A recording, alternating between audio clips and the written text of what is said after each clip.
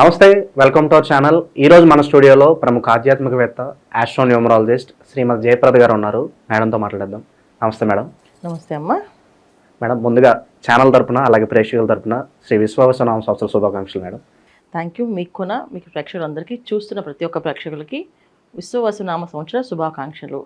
ఈ సంవత్సరం మీకు అందరికీ ఆయురారోగ్యాలు, అష్టైశ్వర్యాలు, భోగభాగ్యాలు కలగజేయాలని దేవుణ్ణి మనస్ఫూర్తిగా కోరుకుంటూ ఇంకొకసారి మీ అందరికీ నూతన సంవత్సర శుభాకాంక్షలు. శ్రీమాత్రే నమః. మేడం, శ్రీ విశ్వావసనామ సంవత్సరంలో కన్యా రాశి వారికి ఈ కొత్త సంవత్సరం అంతా కూడా ఆర్థికంగా, ఆరోగ్యంగా అన్ని విధాలుగా ఎలా ఉండబోతుంది మేడం? ఎలాంటి ఫలితాలు ఉండబోతున్నాయి? తప్పకుండా కన్యా రాశి వాళ్ళకి ముందుగా నక్షత్రాలు చూసుకుంటే మనకి ఉత్తర నక్షత్రం 2, 3, 4 పాదాల వాళ్ళు, హస్త 1, 2, 3, 4 పాదాల వాళ్ళు, చిత్త 1, 2 పాదాల వాళ్ళకి కన్యా రాశి వస్తుంది.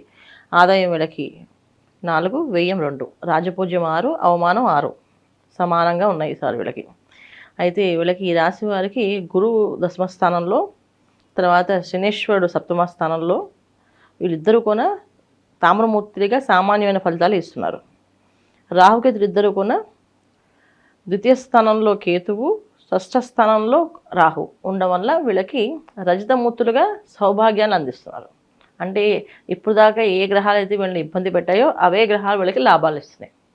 ఇప్పుడు దాకా కన్యారాశిలో మనకి మే వరకు కన్యారాశిలో కేతు ఉంటాడు, అలాగే మేన రాశిలో రాహు ఉంటాడు.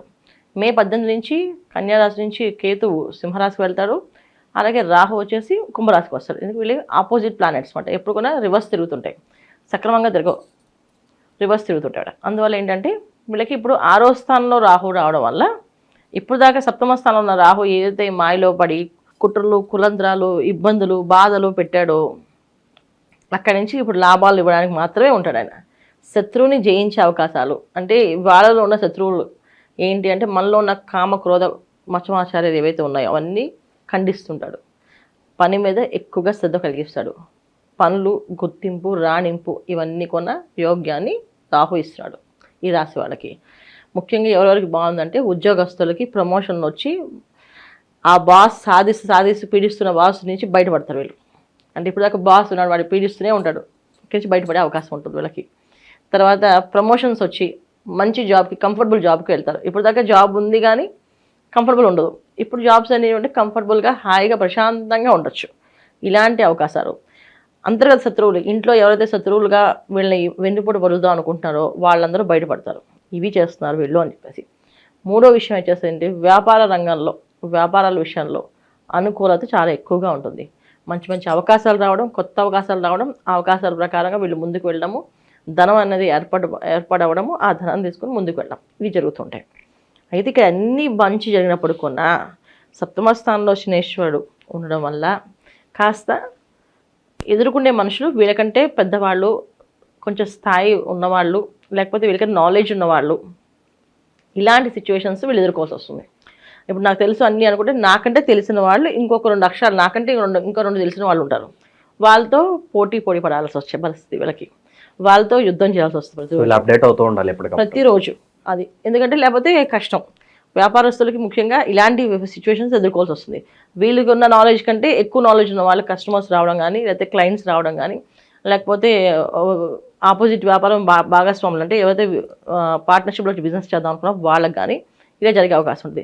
ఇవన్నీ కాదు, ఇండిపెండెంట్ హౌస్ బిజినెస్లు చేసే వాళ్ళకి సమస్యలు ఎదుర్కొనే అవకాశం వస్తుంటుంది, ఎదుర్కోవాల్సిన పరిస్థితి వస్తుంది. చాలామంది చేపల చెరువులని, తర్వాత క్లాత్ బిజినెస్ అని ఇవి చేస్తుంటే రోజు రోజుకి ట్రెండింగ్ మారి కొత్త అవకాశాలు, కొత్త వస్తుంటే మళ్ళీ వీళ్ళు దాని తగ్గట్టు డెవలప్ చేస్తూ ఉంటూ వెళ్ళాలి వ్యాపారాన్ని. అప్పుడు వీళ్ళకి రాణింపు, గుర్తింపు వస్తుంది. లేకపోతే కొంచెం వెనకబడే అవకాశం ఉంది. ట్రేడింగ్ బిజినెస్ చేసే వాళ్ళకి మాత్రం చాలా అనుకూలంగా ఉంది. వాళ్ళు హ్యాపీగా ట్రేడింగ్స్ అనేది ఎంత బ్రహ్మాండంగా వాళ్ళు ఏ టార్గెట్స్, గోల్స్ పెట్టుకుంటారో ఆ గోల్స్ అన్ని రీచ్ అయ్యే అవకాశం కనిపిస్తుంది.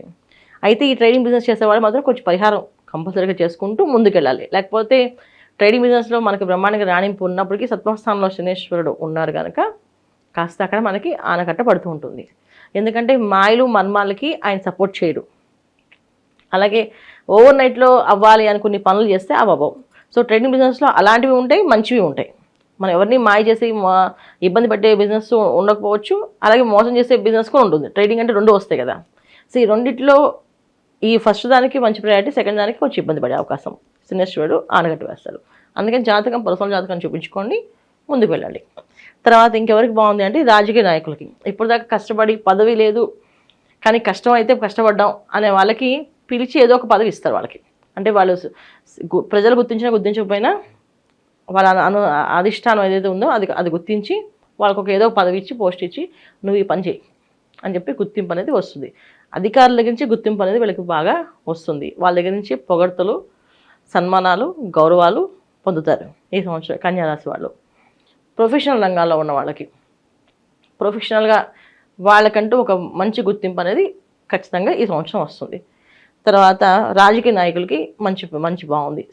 సినీ రంగంలో పనిచేసే వాళ్ళకి, మీడియా రంగంలో పనిచేసే వాళ్ళకి వీళ్ళకున్న కొత్త ఆలోచనలు, క్రియేటివిటీ అనేది చాలా బ్రహ్మాండంగా పెరుగుతుంది. ఎంత మంచి క్రియేటివిటీ ఉంటుందంటే కొంతమంది డైరెక్టర్స్ మంచి సినిమాలు కొని తీస్తారు. మనకి ఇంత మంచి సినిమా తీస్తారు వీళ్ళు అనేసి ఇలాంటి ఇవి కూడా సినిమా తీయచ్చా అనే తత్వం అనమాట. అంటే ఇక్కడ విశ్వవసునామ సంవత్సరానికి రవి అధిపతి కనుక మనం బాగా ఎమోషనల్గా ఏ విషయమైనా ఇది మనకి అవసరము, ఇప్పుడు ఈ కాలానికి ఇది అవసరం అని చెప్పి అలాంటి సబ్జెక్ట్ ఉన్న సినిమాలు కూడా వచ్చే అవకాశం ఈ కన్యారాశిలో ఉన్న వాళ్ళైతే ఇంకా మంచి బెటర్ అవకాశం కనిపిస్తుంది. అవి వస్తాయి. ఇంకా మూడోది వచ్చేసి వీళ్ళకి ఇంకా ఎవరికి బాగుంటుందంటే ముఖ్యంగా స్త్రీల విషయం వచ్చినప్పటికీ వీళ్ళకి ఎప్పటి నుంచో ఒక మానసికమైన ఇబ్బందులు, బాధలు ఉన్న నుంచి బయటపడతారు. ఒక క్లారిటీ లేదు, ఉద్యోగం చేయాలా, ఇంట్లో ఉండాలా, లేకపోతే నేను ఖచ్చితంగా ప్రొఫెషనల్గా ఎదగాల అని అనుకునే వాళ్ళకి ఒక క్లారిటీ వస్తుంది. ఖచ్చితంగా వీళ్ళకంటే ఒక గుర్తింపు వస్తుంది. ఆ క్లారిటీ ఏంటంటే ఖచ్చితంగా ఉద్యోగం చేస్తారు, ప్రొఫెషనల్లో నిలబడతారు, వీళ్ళకంటే గుర్తింపు స్థాయి అనేది బ్రహ్మాండంగా ఉంటుంది. ఎందుకంటే శనేశ్వరుడు సప్తమ స్థానంలో శనేశ్వరుడు ఎప్పుడు కూడా గృహిణులకి, స్త్రీలకి బాగా సాయం చేస్తాడు ఏ విషయమైనా. ఎందుకంటే రోజు పొద్దున్న లేచి ఎంత స్పీడ్గా పని చేయాలన్నా ఆడవాళ్ళు ఖచ్చితంగా ఇంట్లో ఏదో పని చేస్తుంటారు. ఏదేదో పని చేస్తామో మనం మార్క్స్ వచ్చినట్టే. సో జెంట్స్ కంటే ఏదైనా తప్పించుకునే అవకాశం ఉంది కానీ లేడీస్కి అయితే అవకాశం ఉండదు. ఏదో ఒక విషయంలో వీళ్ళు చేయాల్సిన పనులు, ఇలా పనులు వీళ్ళు చేస్తారు కనుక వీళ్ళకి అన్ని గుర్తింపులు ఉంటాయి. కన్యారాశి ముఖ్యంగా స్త్రీలకి మంచి సువర్ణ అవకాశం ఇది. ఇంకా ఎవరికి బాగుంది అంటే వివాహ ప్రయత్నాలు ఎవరైతే చేస్తున్నారో వాళ్ళకి వివాహాలు అయ్యే అవకాశం ఉంది.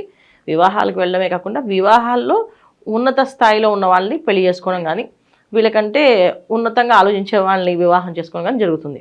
అంటే వీళ్ళకంటే స్థాయి బాగుండొచ్చు, వీళ్ళకంటే ఆలోచన విధానంలో వీళ్ళకంటే కొంచెం పెద్దరికంగా ఆలోచించే వాళ్ళు ఉండొచ్చు, వీళ్ళకంటే ఆర్థిక పరంగా గొప్పగా ఉండేవాళ్ళు రావచ్చు. అలాంటి అవకాశాలు ఈ కన్యారాశి వాళ్ళకి ఈ సంవత్సరం ఉంది.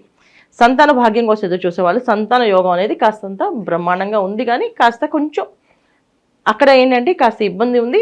ప్లస్ పర్సనల్ జాతకం చూపించండి ఒకసారి ఎలా ఉంది సంవత్సరం సంతాన యోగం అది.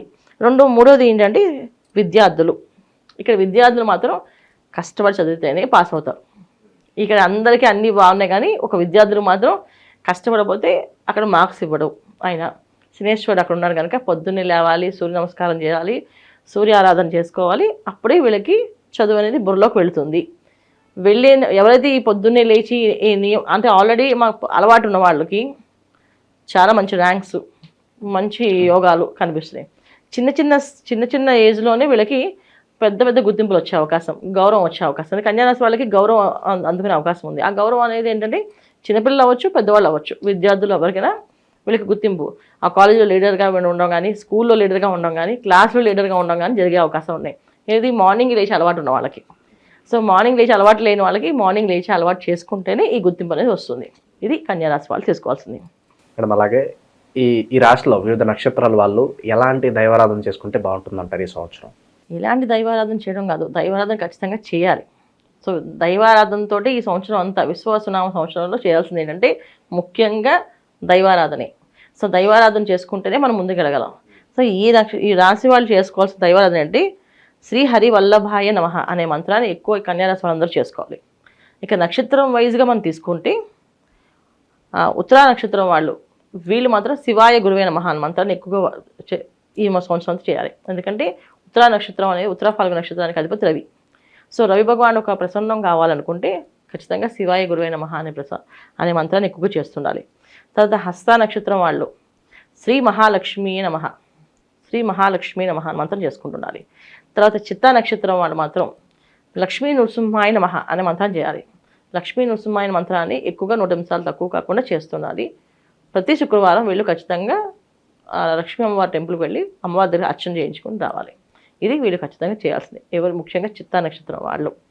మిగతా వాళ్ళు మంత్రం చేసుకుంటే సరిపోతుంది. ఇంకా మెరుగైన ఫలితాలు పొందడానికి సంవత్సరం మొత్తం కూడా వీళ్ళు ఎలాంటి రెమెడీస్ చేసుకుంటే బాగుంటుందంటారు మేడం?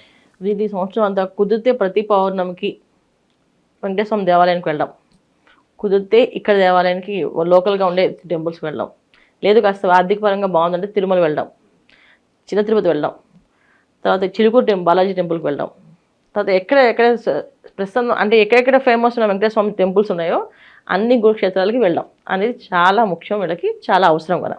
ఇవి చేస్తూ ఉంటే అన్ని రంగాల్లో అభివృద్ధి అనేది ఉంటుంది. ఇది కన్యా రాశి వాళ్ళు తీసుకోవాల్సిన జాగ్రత్తలు. చాలా బాగా వివరించారు మేడం, ధన్యవాదాలు. నమస్తే అమ్మా, శ్రీమాత్రే నమః.